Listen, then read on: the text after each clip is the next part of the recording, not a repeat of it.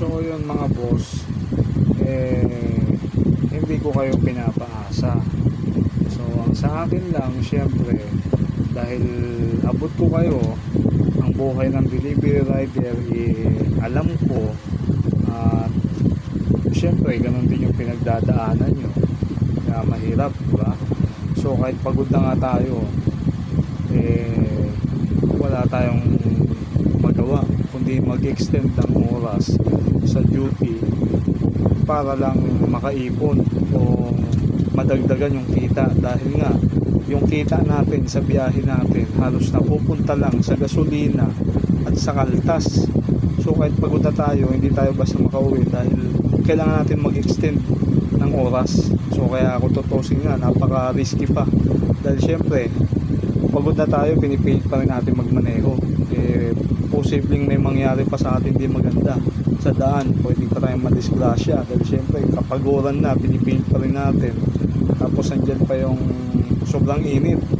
Kaya sa sitwasyon na ganito, syempre hindi tayo papayag na may kasamaan tayo na hanggang ngayon, o may kasamaan tayong may iwanan pagdating sa pamamahagi ng 5,000 cash assistance. Syempre, dahil kung tutusin, ito lang yung pinaka mag-extend sa atin para sa mga susunod pang sitwasyon na ganito. So, syempre, alam niyo naman, di ba? Hanggang ngayon, wala nang gera, pero mataas pa rin yung gasolina. So, unfair naman sa mga nakakuha, sa mga kasamahan nakakuha, tapos kayo, hindi, di ba? So halos parehas lang naman kayo ng pinagdadaanan. Parehas lang kayo halos Yung iba pa nga dyan, kung tutusin, baka nga umaga-gabi pang biyahe. At saka ang iba dyan, marami ako nare-receive na message dito is ang iba ay literal na talagang mas matatagal pa kaysa sa iba. So kagaya sa akin, kung tutusin, ilang years pa lang rin akong riders. Meron dito nagpapadala ng message or nagme-message sa akin dito sa Facebook page natin, almost 7 years rider, then hanggang ngayon wala pa rin siyang, hindi siya nasasama sa ganito. So kung mga normal na pamamahagi ng subsidy, kasi ang pagkakalam ko, di ba, yearly meron talaga niyan, okay lang kahit hindi tayo makasama dyan. So sa sitwasyon kasi ngayon ay crisis kasi yan so pangkalahatan talaga. So kaya dapat sa lahat ng riders, hindi po pwedeng may maiiwanan talaga dyan, men. Kasi crisis to, men. Walang pinili dito. Hindi natin kailangan, hindi dapat pairalin yung pagpili, dahil lahat tayo inabutan ng crisis dahil nga sa nangyari sa gera dito sa Middle East, di ba? Apektado lahat tayo, mga backpackero, mga riders, MC taxi, delivery rider, no? So lahat tayo apektado. Kaya yun, syempre gagawa tayo ng paraan para na rin sa mga kasama natin. Wala naman tayong kinakalaban dito at wala rin tayong kakalabanin. So syempre, kaya lang naman natin ginagawa to, parang magiging boses lang rin sa mga kasama natin. So syempre may Facebook page tayo at marami namang viewers din to, baka sakali na magamit at makatulong din sa ibang kasama natin na makarating at may parating sa kanila yung mga sitwasyon natin.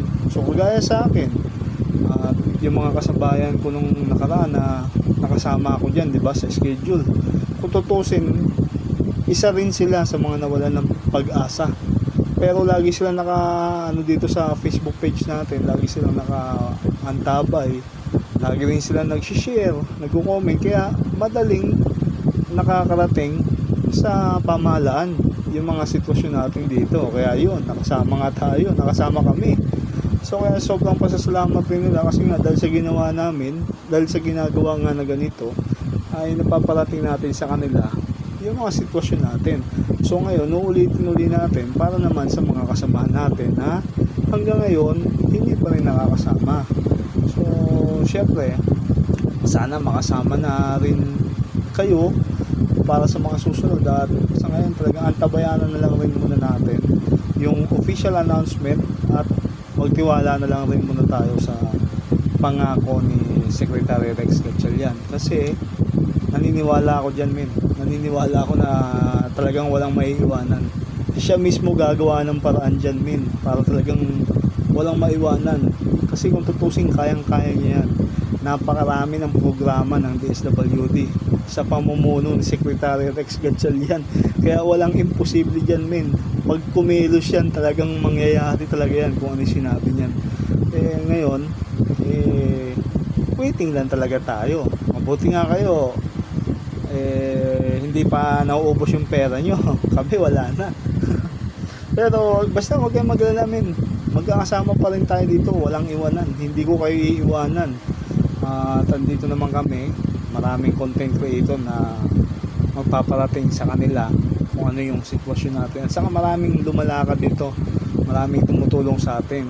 Isa na si Sir Romeo Godoy, isa sa chairman ng MC Taxi.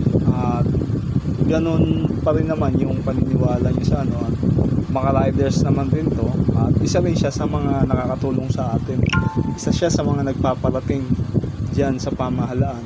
At syempre, sa mga small content creator kagaya natin at sa mga kasamahan pa natin, malaking bagay yan din. Malaking bagay yan. At maraming papasok dyan. Kahit malalaking content creator, men, maraming papasok dyan once na nagkaroon na talaga ng iwanan. Marami. Kasi kay Kuya Renan lang yung mga nakaraan buwan, nakita ko yung content ni Kuya Renan. Nakasama tayo sa content niya tungkol dito sa ano, yung may nangyari nga hindi maganda dito sa Quezon City, yung may ano dyan, joyride, di ba? Kasama tayo sa naging content niya, sikat yan. So at saka yun, huwag kayong mawala ng pag-asa, men. Maraming content creator gagawa ng paraan para mapansin itong sitwasyon natin. So kaya sa ngayon, antabay lang muna tayo. At syempre, antayin lang natin sila matapos dyan. Pagka natapos na talaga at wala talaga nangyari at pinabayaan na tayo, doon tayo gagawa ng paraan. At saka mararamdaman naman natin yan syempre, pag patapos na yan, may mga next step at next plan na silang gagawin dyan, malalaman rin natin, di ba? So kapag talagang pakiramdam natin wala na, doon tayo magkakaisa-isa. So kailangan natin talagang magsama-sama. So kailangan natin gawin yon para syempre mapakinggan yung hinaing natin dito. So kaya yun, at huwag kayong maglala dahil hanggang ngayon, simula pa naman nung day 1 hanggang ngayon, nandito pa rin naman ako sa inyo, palagi mag-update sa mga kasamahan natin. Kaya sa mga bumabiyahe pa, ingat kayo sa mga biyahe nyo. At ako naman ay nagpapahinga dahil bukas maaga andiyan na naman tayo sa kalsada. So ingat tayo sa mga biyahe natin, mga boss.